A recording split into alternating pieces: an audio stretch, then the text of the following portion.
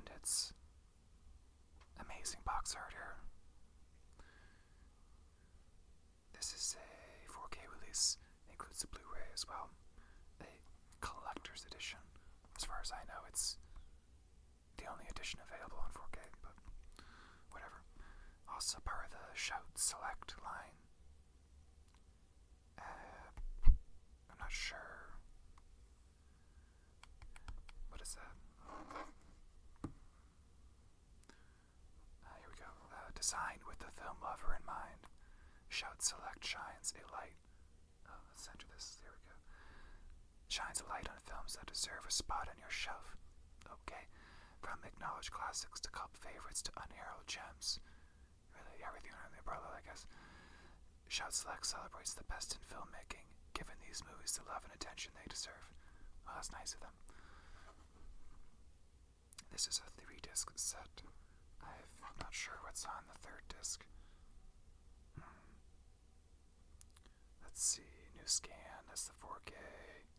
New Dolby Atmos. I don't know. We'll take a look at that later. So this is a Walter Hill film. And I'm not sure if you have like a personal top 3 for Walter Hill movies, but he's made a lot of movies. He actually recently made a Western. I've been meaning to watch that. I haven't seen that. But he's known primarily for really muscular movies. And this is a musical of sorts, so that may not normally fall under like a muscular type movie. But it's also not really a musical. It's more like a concert film. I'll read the back, see if that gives you a better idea of what this movie's like. But if you're not familiar with Walter Hill, you probably have heard of some of his movies. His most popular movie, I think anyways, is 48 Hours with Eddie Murphy and Nick Nolte. That was, I don't know if that started the buddy cop genre, but it's certainly one of the earlier ones. And let's see, The Warriors, The Driver. It's kind of an inspiration for Drive. Though Drive is based off a book, I think, but you can't watch Driver and tell me Drive wasn't influenced by certain parts of Driver. Let's see, Southern Comfort. There's and just other movies Walter Hill's done. And let's take a look at I opened this one before the video. I'm learning, so I don't get that crack, the big jolt of sound. So I'll go ahead and open this up. There may have been a booklet, I don't remember. I don't normally take booklets out, so I don't think there was a booklet. So we have the 4K here. Have our table dancer, bar dancer. What we got here? There's the Blu-ray. And Diane Lane here looking great. And then we have the special features Blu-ray, so it has all the special features on a separate disc. So, whoops. And flip this over. Okay, so it's probably impossible not to enjoy the movie. I would agree with that. I would say, if you don't like this movie, okay, sure, but that seems unlikely to me.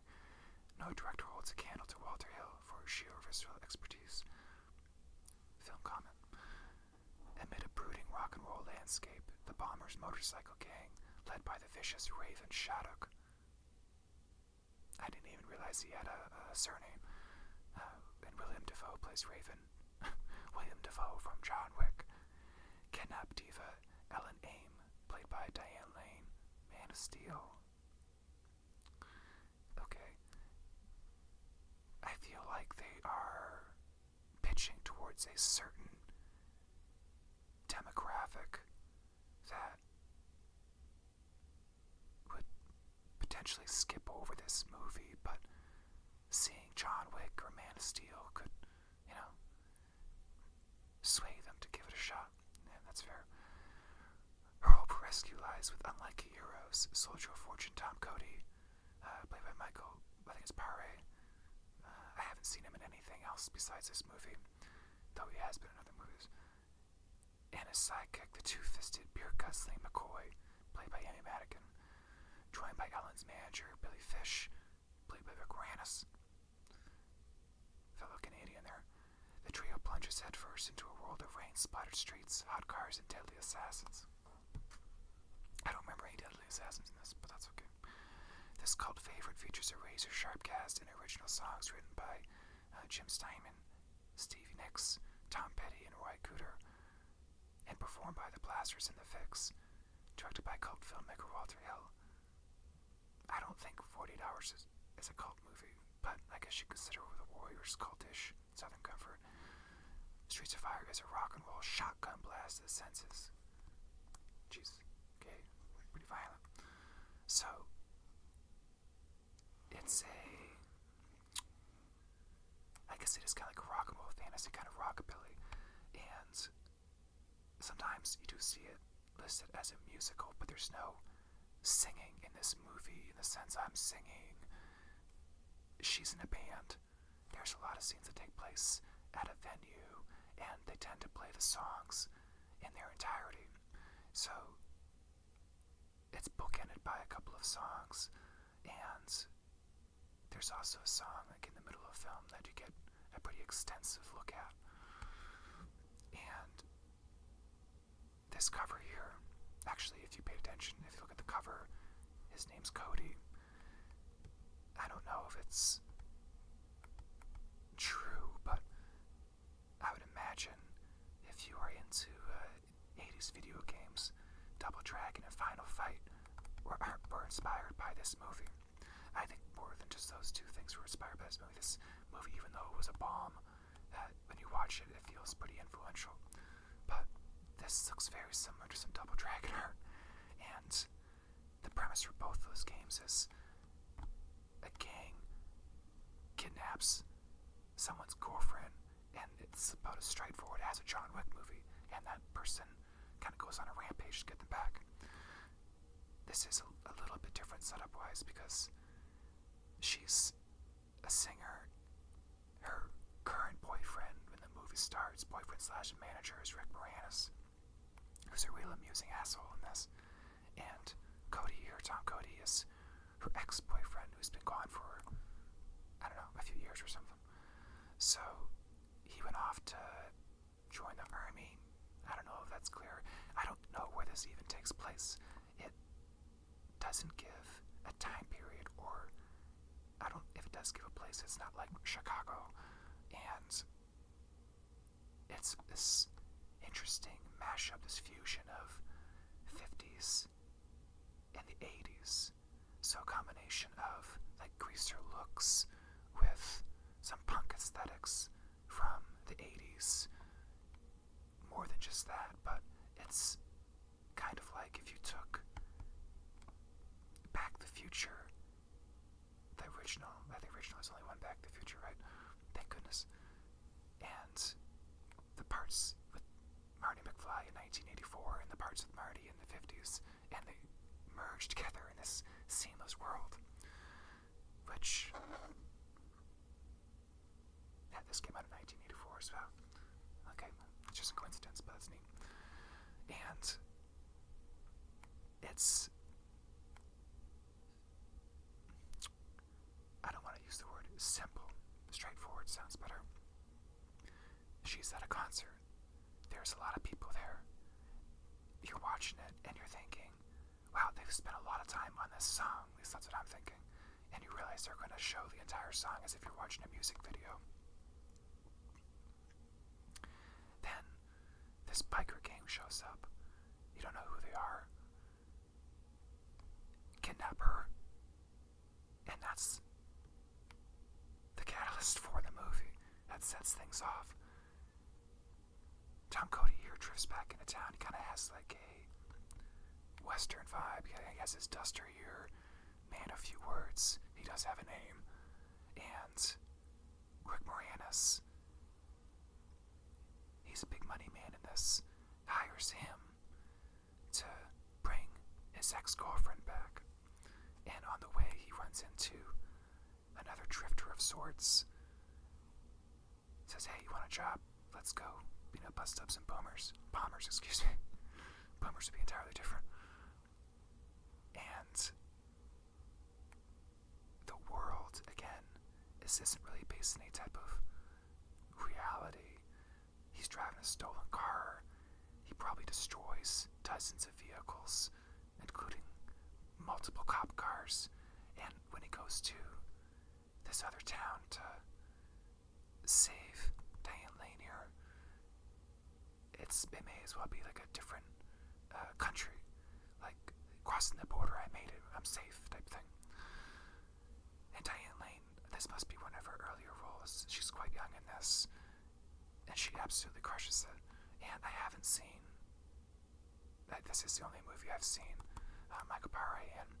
It's kind of surprising to me when I watch this. He really has a pretty commanding presence on screen. He seems like a bigger dude, a lower voice. He has like dark eyes. Maybe he is in a lot of stuff, I just didn't see it, but he kind of feels like an actor from the 80s that would have been in more movies. So again, I don't know the history of this guy at all, but it's just something I would expect after watching this. Diane Lane, Rick Moranis, and Willem Dafoe certainly had incredible careers, still have incredible careers. And Willem Dafoe, his Raven, I mean, he doesn't have much in the way of lines, but he has a great physical presence in this. Really cool look. He even almost looks bird-like. And this must have been one of his earlier roles as well. I would think so anyways. He seems quite young in this.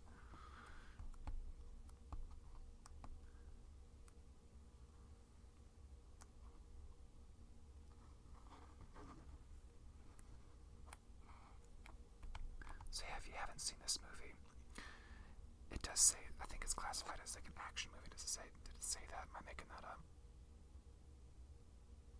I'm just making that up. But you kind of see, exploding motorcycles here, fire, shotguns, trench coats, feels auctionous. But it's a real genre mashup again. The musical elements, drama, romance, action, it's got it all. And it's only about 90 minutes or so. It moves at a really good pace. It totally lost a lot of money, which is not too surprising. I wouldn't know entirely sure how to market this movie effectively,